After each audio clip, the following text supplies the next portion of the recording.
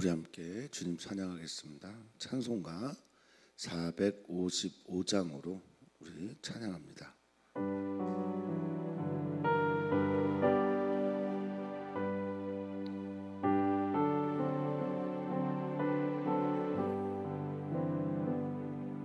주님의 마음을 본받는 자, 내 맘의 평강이 찾아오는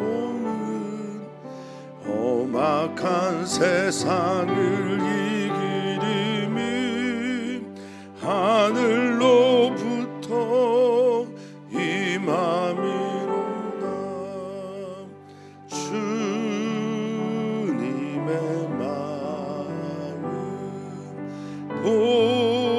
본받아 살면서 그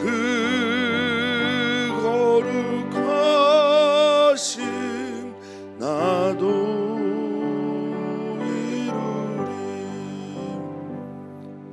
주 모습 내 눈에 안 보이며 그 음성 내 귀에 안 들려도 내 영혼 날마다 주를 만나 신령한 말씀 늘 배우도다.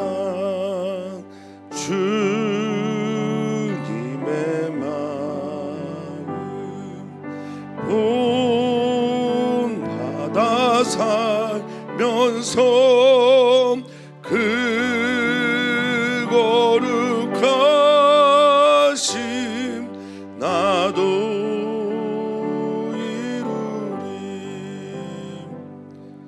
가는 길 거칠고 험하여도 내 불평이 없어짐은 십자가 고난을 이겨내신 주님의 마음 본받음이라.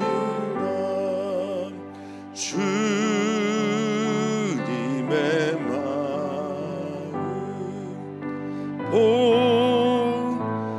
본받아 살면서 그 거룩하신 나도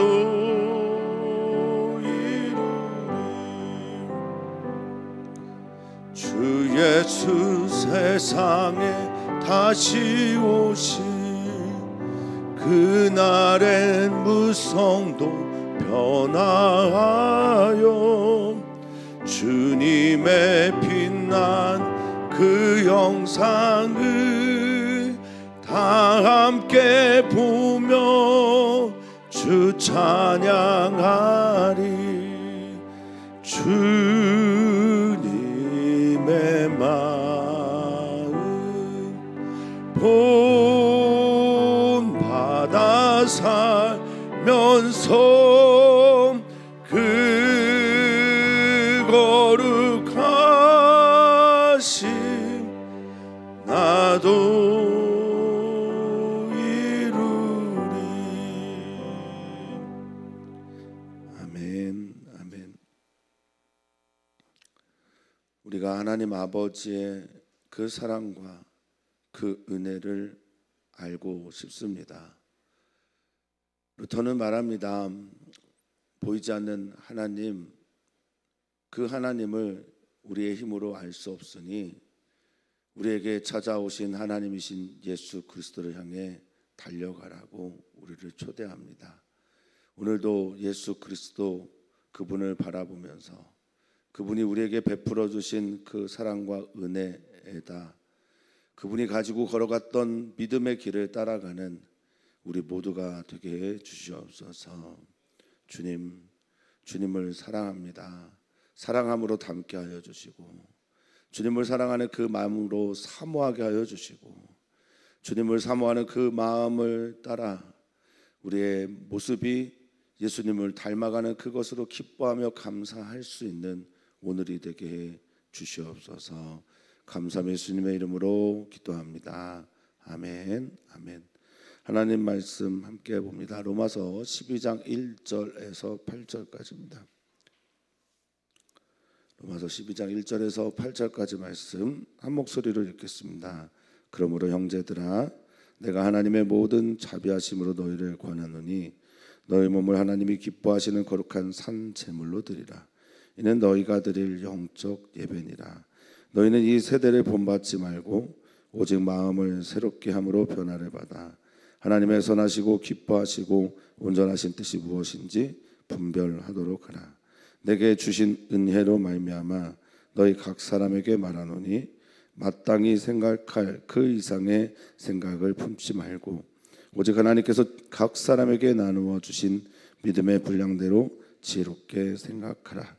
우리가 한 몸에 많은 지체를 가졌으나 모든 지체가 같은 기능을 가진 것이 아니니 이와 같이 우리 많은 사람이 그리스도 안에서 한 몸이 되어 서로 지체가 되었느니라. 우리에게 주신 은혜대로 받은 은사가 각각 다르니 혹 예언이면 믿음의 분수대로, 혹 섬기는 일이면 섬기는 일로, 혹 가르치는 자면 가르치는 일로, 혹 위로하는 자면 위로하는 일로, 구제하는 자는 성실함으로, 다스리는 자는 부지런함으로, 공의를 베푸는 자는 즐거움으로 할 것이니라. 아멘, 아멘, 아멘. 오늘 10월 1일입니다. 9월까지 우리의 함께 하신 하나님께서 10월에도 우리와 함께 하시기를 소망하고 그렇게 기도합니다. 우리 사랑하는 성도님들, 10월 달에도 하나님께서 성도님들에게 얼굴을 향하여 주시기를 기도합니다. 지켜주시고 또 그 얼굴빛에서 오는 광채로 어둠 가운데서도 볼 수 있는 눈이 떠지게 해주시고 그 얼굴이 우리를 향하여서 은혜와 평강을 더하시기를 그 사랑하는 모든 성도님들에게 있기를 축원하고 축복합니다. 오늘 바울의 로마서를 우리가 계속 묵상하고 또 새벽마다 읽고 있는데 오늘은 12장입니다. 11장까지의 이야기와 12장은 사뭇 다릅니다. 이것은 이제 바울 사도의 모든 전형적인 편지 글에는 이런 형태가 있는데요. 앞에 있는 부분에는 진리에 대해서 말씀을 하면서 내가 누구인지 또 하나님과의 관계가 어떠한지 또 하나님의 뜻이 무엇인지에 대해서 약간은 이제 존재론적 설명으로 저는 생각을 하는데 내 존재가 어떻습니다라는 고백이 보통 바울의 편지의 앞부분에 있습니다. 전반부라면 후반부는 네가 어떤 존재인지를 알았어. 내가 구원받은 사람이 맞지? 우리가 하나님의 자녀가 맞지? 우리가 하나님께 그 큰 사랑과 은혜로 구원을 받은 사람이 맞지? 그러면 후반부는 어떤 이야기일까요? 마땅히 구원받은 자의 삶을 살아야 한다라고 해서 앞에 있는 전반부가 존재론적인 이야기를 한다면 뒤에 있는 후반부는 그 존재에서 나오는 행위에 대한 이야기를 합니다. 그러면 앞에가 being이라고 하는 영어 단어를 써서 존재에 대한 이야기다라고 하면 후반부는 doing 써서 그 존재가 이루어가는 일들에 대한 것을 말합니다. 오늘 본문도 이렇게 시작을 하죠. 그러므로 이렇게 말하면서 우리의 생활에 대한 삶에 대한 이야기를 합니다. 너는 구원받은 자고 우리 하나님의 자녀이니 마땅히 우리가 해야 할 것이 있는데 그것은 온전한 예배이고 그 온전한 예배가 우리들의 삶을 통해 열매가 맺어지게 되어야 한다라는 말씀이 이 12장에서부터 끝까지의 이야기라고 보시면 되겠습니다. 그러므로 형제들아라고 권면하는데 그러므로는 운이죠. 로마서에는 그러므로가 참 많이 등장한다라는 말씀을 제가 드렸습니다. 어떠한 이야기들의 결론이 다음 이어질 이야기의 원인이 될 때 우리는 그러므로라는 말을 씁니다. 앞에 있는 이야기가 결론이 되어서 그러므로 너는 이런 존재니까 하나님 우리 사랑하시고 또 택하셔서 우리 모두 온 이스라엘이 구원을 받게 하신 하나님을 내가 찬양하니까, 그러므로 형제들아 우리는 이렇게 이해하시면 되죠. 내가 권하는 게 있다. 근데 내가 권하는 게 아니에요. 하나님의 모든 자비하심을 따라라고 말하고 있습니다. 여기 자비하심으로라고 하는 모모로를 번역, 원래 헬라 원어가 디아입니다. 디아. 그러니까 통해, 무엇을 통해 또는 의해, 때문에, 이 이유가 그래서 나는 이렇게 너희에게 말하는데, 내 안에 하나님의 자비하심이 넘쳤기 때문에, 하나님 자비하심을 통하여, 그러니까 내가 말하는 거라기보다는 하나님의 자비하심과 사랑하심을 따라 때문에 내가 이 말을 하는 거다라고 말합니다. 이제 권면합니다.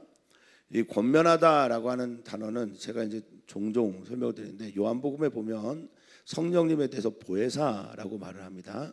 그때 썼던 헬라어가 파라클레이토스인데요. 지금 권면하다라는 말이 그 파라클레이토스의 명사 형태입니다. 동사 형태입니다.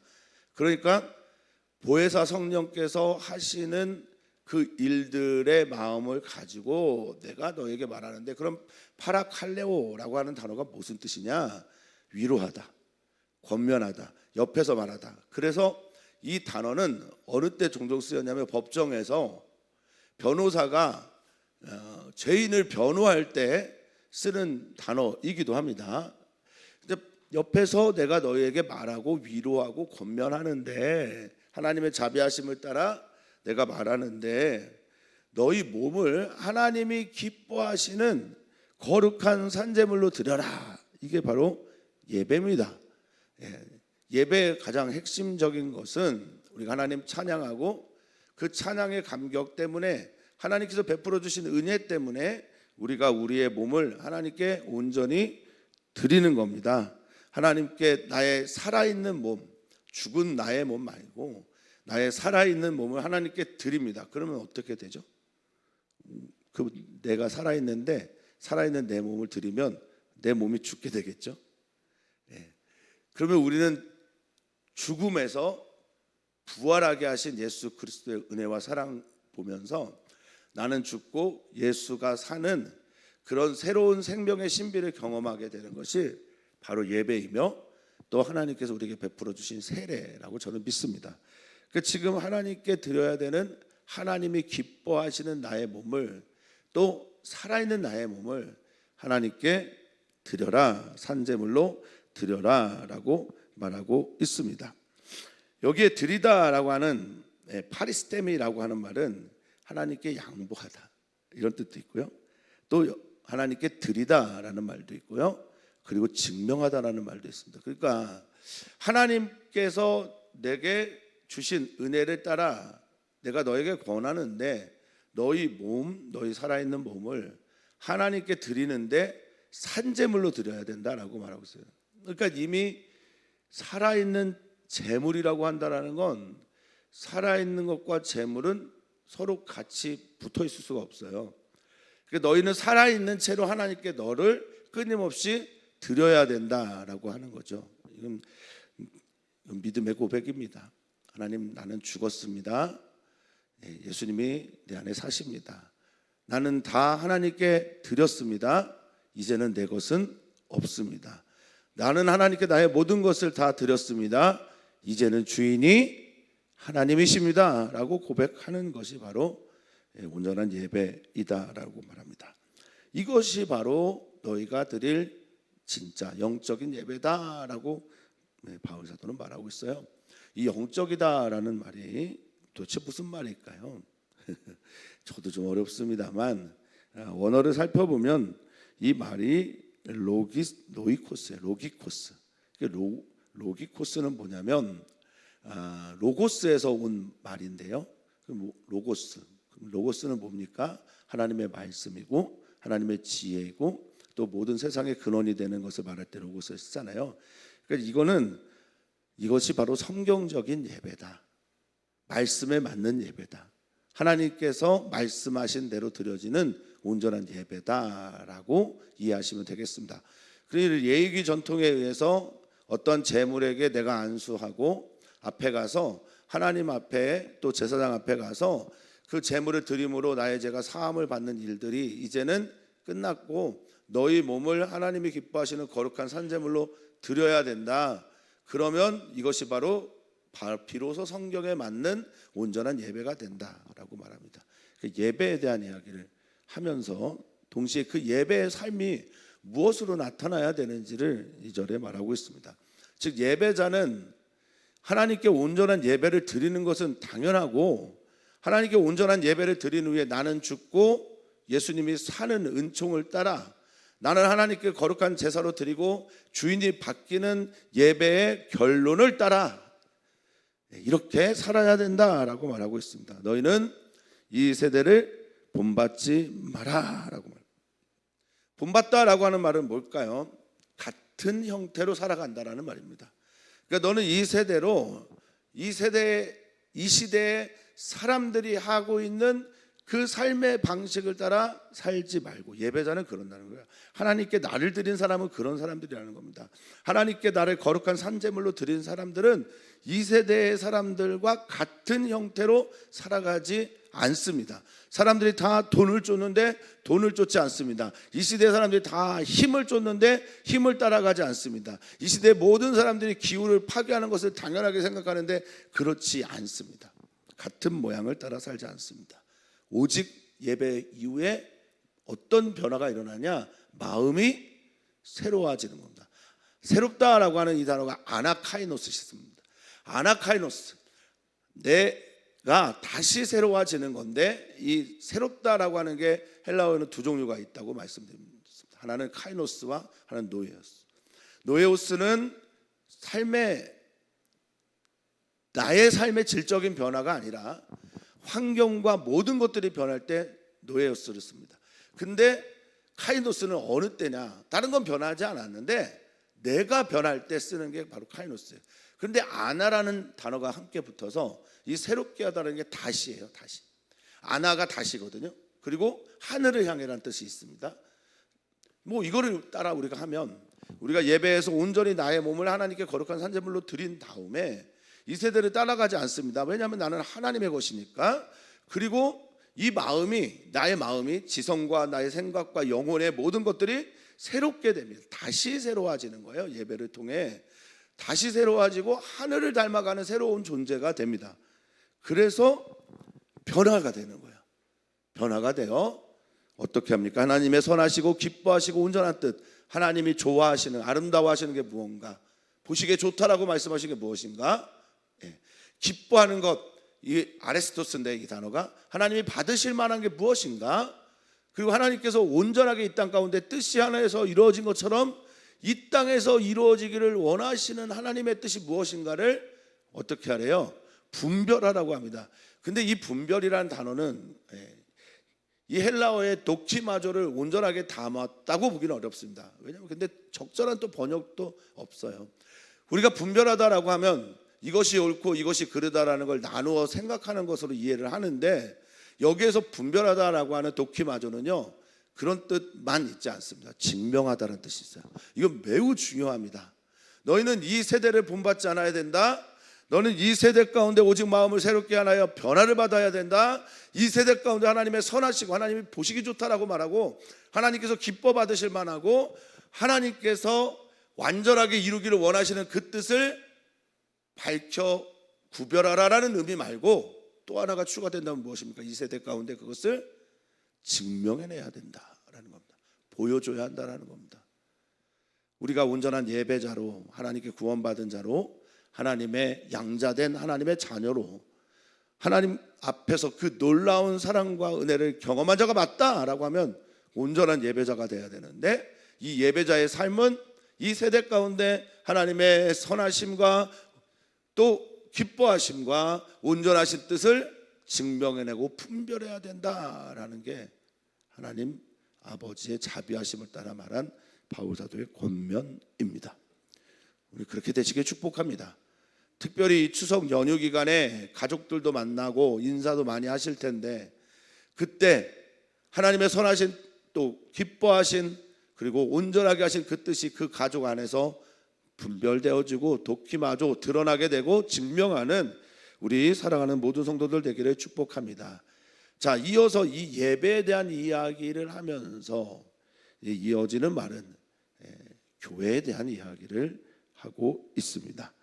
너희가 속해 있는 교회, 로마 교회 안에서 너희가 이렇게 살았으면 좋겠다라고 말합니다.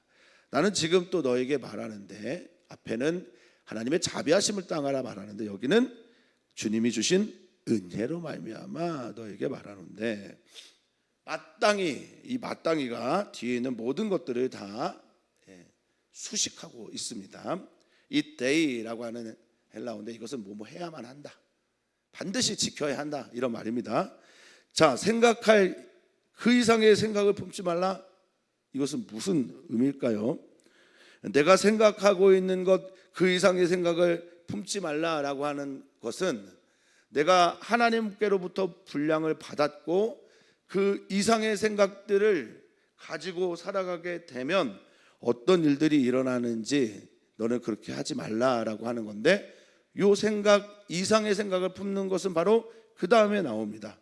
하나님께서 각 사람에게 나누어 주신 믿음의 분량대로 지혜롭게 생각하라. 이게 우리가 생각해야 하는 건데, 그 이상의 생각을 하게 되면 어떻게 되느냐?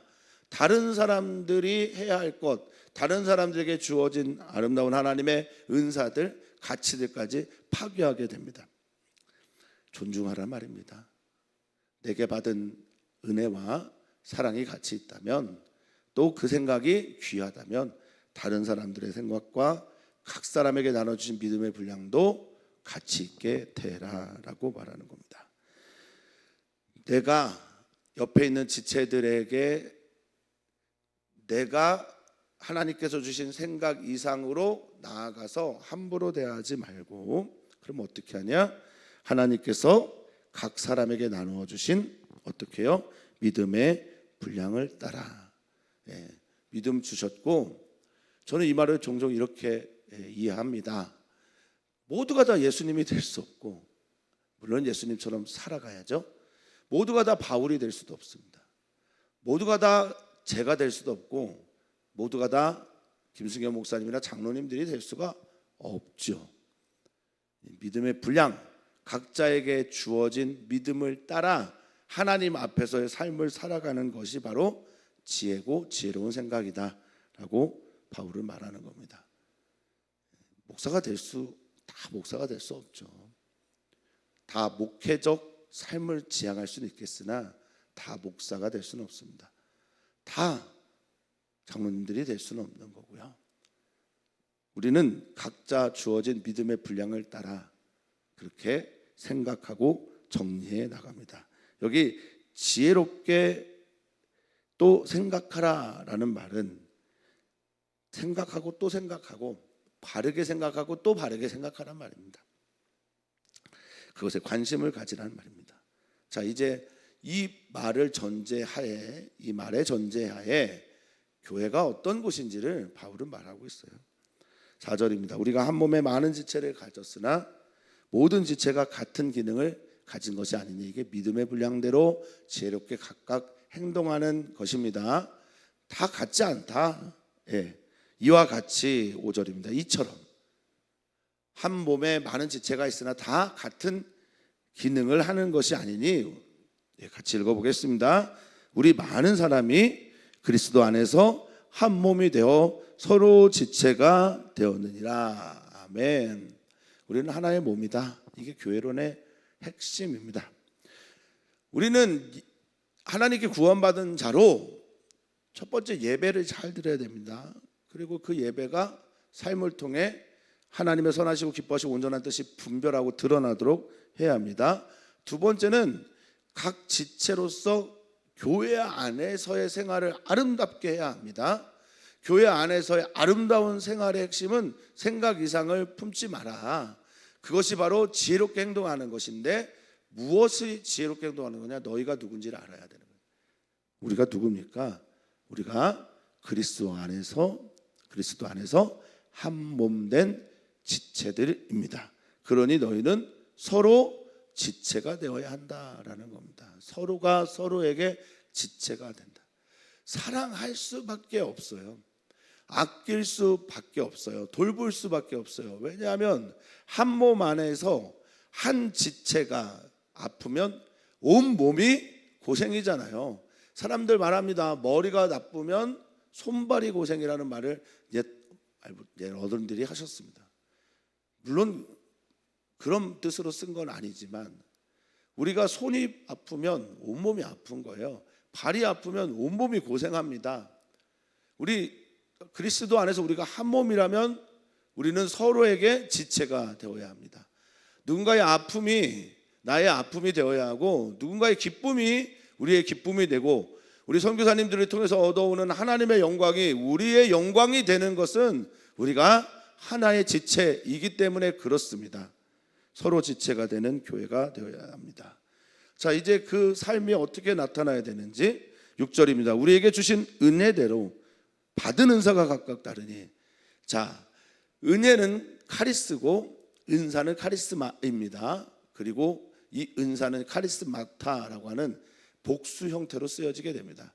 하나님의 은혜에서 하나님께서 각각에 주신 은사가 나타나는 겁니다.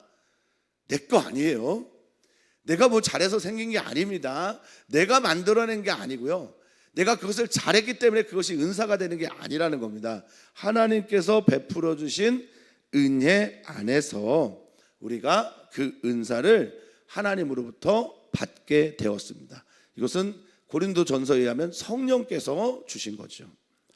예언이면 어떻게 해야 돼요? 믿음의 분수대로. 근데 쭉 보면 섬기면 섬기는 일로, 가르치면 가르치는 자로, 위로는 위로, 이렇게 말하는데 예언은 믿음의 분량대로 뒷말이 달라요. 구제하는 자는 또 뒷말이 달라요. 다스린 자도 뒷말이 달라요. 긍휼을 베푸는 자는 또 뒷말이 다릅니다. 이거를 조금 살펴보려고 합니다. 예언이면 믿음의 분수대로라고 할 때 이 분수가 아날로기아예요. 이 아날로기아는 어울림이란 뜻을 가지고 있습니다. 아날로기아는 어울림, 그리고 분수, 바른 관계. 이 말씀을 이해하려면 고린도서 14장을 보면 되는데, 예언하는 자는 한 사람이 예언하고 그 예언을 누가 제재를 하냐면 또 다른 예언하는 자가 제재를 하고, 누군가가 예언을 하기 시작하면 멈춰서 다 같이 듣고 있다가 그 예언이 맞추면 질서대로 화평의 하나님의 화해 하나님을 따라 그렇게 예언하라고 말하거든요. 믿음으로 예언을 하고 믿음으로 하나님의 말씀을 선포하는 건 맞지만 나만 말해서는 안 된다라는 얘기입니다. 믿음의 분량대로라고 하는 것은 믿음의 어울림을 따라 바른 관계 가운데 진행해라 라고 말하는 겁니다. 섬기는 건 뭡니까? 봉사하는 거잖아요. 누군가의 발을 닦아주거나 청소를 하거나 정리를 하는 이 모든 것들은 섬김의 마음을 따라 해라. 그리고 가르치는 자면 가르치는 일로 섬기면 된다. 교회 안에서 가르치는 은사를 받은 사람들은 잘 가르치면 좋겠다라고 말합니다. 위로하는 자가 있느냐? 이게 바로 이제 보혜사 성령의 말씀하신 아까 파라클레이토스, 파라클레시아, 파라칼레오마이라는 단어를 쓰는 건데, 위로하는 자면 위로의 말로 그들을 위로하면 된다. 구제하는 자가 있느냐? 이 구제하다라는 게 넘겨주고 도와주고 살피는 것들을 말하는데, 그런 사람들은 성실하게 해라 라고 합니다. 이 하플로테스를 번역한 이 성실함은 관대함으로 해달라는 거예요. 너희가 구제하게 될 때 성실하게 해라 라고 하는 것은 관대함으로 관용을 베풀면서 그렇게 해야 된다라는 겁니다. 또한 무엇을 말합니까? 다스리는 자는 부지런하다. 이 다스리다라고 하는 프로이스템이라는 단어가 먼저 선자라는 겁니다. 먼저 선자의 가장 중요한 것이 뭐냐? 솔선수범이에요. 저는 그렇게 믿어요.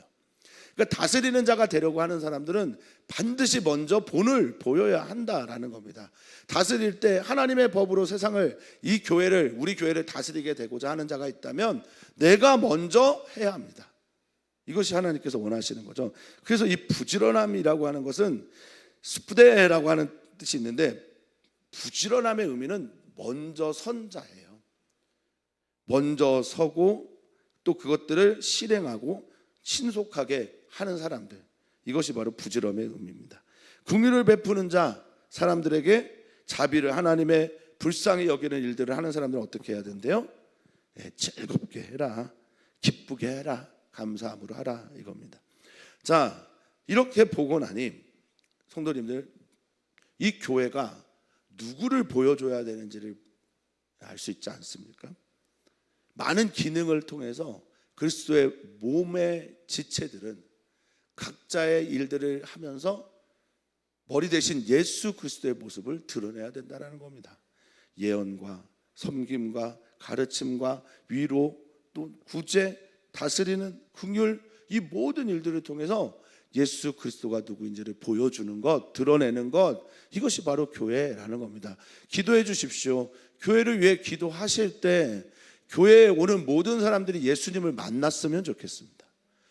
우리 교회 교우들이 신앙생활하면서 매일매일 예수 그리스도를 경험했으면 좋겠습니다. 예수 그리스도를 느꼈으면 좋겠습니다. 교인 숫자가 얼마나 많이 늘어나는지 물론 중요하지만 그것이 우리의 주 목적이 아닙니다. 교인들의 숫자가 많이 늘어나는 것만큼 우리가 중요하게 생각해야 되는 것은 우리 안에서 우리가 예수님을 만나고 있는가, 우리 교회가 예수 그리스도의 몸된 지체로서 살아가고 있는가. 주님은 우리를 이렇게 사랑하시는데 교회도 우리를 이렇게 서로가 지체로 살아가고 있는가 등등이 우리가 진짜 고민해야 할 바입니다. 그런 교회가 되기를, 구원받은 사람들의 모임인 교회가 구원받게 하신 그분 드러내게 하는 교회 되기를 진심으로 소망합니다. 오늘 우리는 기도합니다. 어린이 교회와 청소년 교회를 위해서 기도하고 오늘 있을 수요 예배를 위해서 기도합니다. 선교사들을 위해 기도하며 10월에도 우리 주님의 은혜가 우리 가운데 넘치도록 기도합니다. 우리는 기도합니다. 유기문 집사님을 위해 기도하고, 우리는 정혜정 자매를 위해 기도하고, 윤우 형제를 위해 기도합니다. 또한 아픔 가운데 있는 우리 사랑하는 지체들을 위해 간구하고 기도합니다. 살아계신 하나님, 우리의 아빠가 되신 하나님이요, 예수 그리스도를 통해 우리를 구원하시고 온전한 예배자의 삶을 살기를 원하시는 우리 주님이요, 오 주님, 우리가 온전한 예배가 우리의 삶을 통해 드러남으로 완성이 되게 하여 주시고, 우리의 몸은 언제나 주님께서 기뻐하시는 거룩한 산제물로 드리는 예배자들 되게 하여 주시옵소서. 온전히 드린 후에 나의 주인은 하나님입니다 고백하게 하시고, 나는 죽었고 나는 온전히 예수로 산다라고 고백하는 성도들 되게 하여 주시며, 하나님의 기뻐하시고 선하신 그 뜻 안에 머물러 있는 우리 모두가 되게 하여 주시옵소서. 감사함 예수님의 이름으로 축복하며 기도하옵나이다. 아멘.